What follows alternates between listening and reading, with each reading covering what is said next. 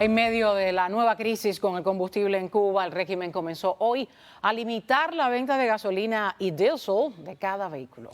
Rolando Nápoles con lo último sobre este tema.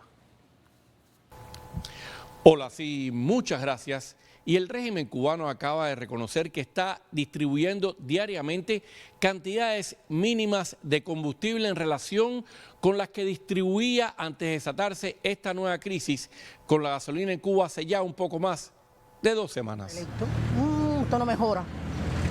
Es para atrás, para atrás, para atrás, para atrás y para adelante no damos un paso.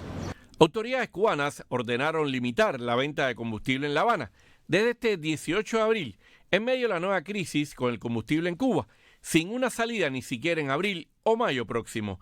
En la capital de la isla, la venta máxima de diésel será de hasta 100 litros por vehículo y la de gasolina hasta 40 litros.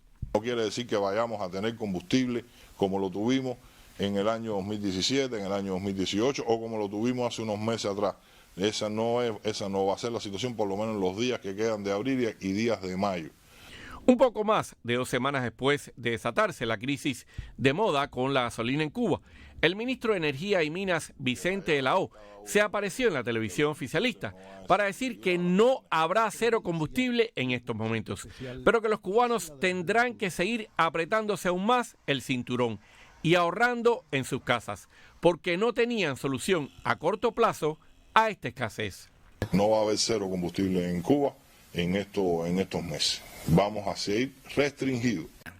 Porque si no hay gasolina ni petróleo en Cuba, no es porque los suministradores no entreguen el producto o porque el embargo, el bloqueo impida que los barcos lleguen a la isla, porque no hay ningún embargo ni bloqueo alrededor de Cuba. Lo que hay es, bueno, el castigo a quien no paga.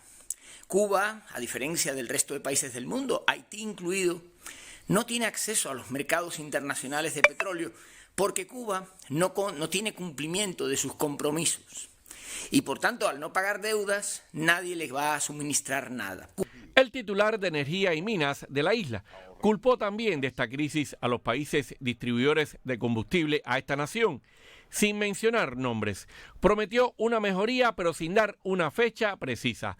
Reconoció que en la zona oriental se agotó el combustible en los tanques de Cupet y que prácticamente ya no había cobertura del combustible doméstico para muchos hogares en Cuba. Cuba no puede comprar en los mercados mundiales el petróleo, necesita que se lo regalen o que se lo truequen y eso cada vez va a ser más difícil porque los mercados se tensan, las demandas van en aumento en todos los países y siempre hay países que pueden pagar y que están dispuestos a pagar lo que no hace Cuba. Las declaraciones del ministro de Energía y Minas ocurren tras duras críticas de los cubanos a la falta de información del régimen sobre esta nueva crisis. Vicente de la O se justificó con que hasta hoy no tenían una supuesta respuesta de proveedores internacionales con los que dice negocian para solucionar esta nueva escasez en una isla que solo produce el 39% de los más de 8 millones de toneladas de combustible que consume cada año. Y a ellos no les importa un comino la que pasa el pueblo, ni cómo vive, ni si muere, si no muere. No les importa.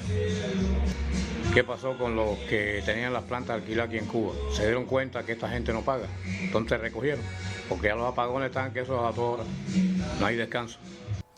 Y por cierto, en esta nueva limitación de la venta de combustible en La Habana, el régimen cubano le advirtió a los choferes que solo podrán echar este combustible en los depósitos de los autos, no en tanques ni depósitos externos ajenos a estos vehículos.